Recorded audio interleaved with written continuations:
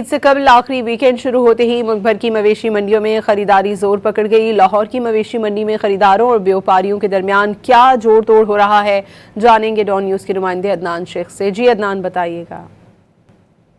आज बिल्कुल ईद उल अज़हा की आमद हैं और लाहौर की बकरा मंडियां सज गई हैं, खूबसूरत जानवर देखने में आ रहे हैं।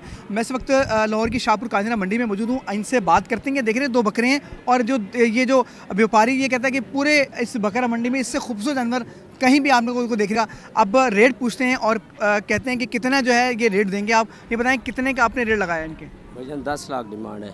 10 लाख डिमांड है आपकी, तो कमी पेशी करेंगे आप? कमी पेशी हो जाएगी। कितना करेंगे? 9 लाख।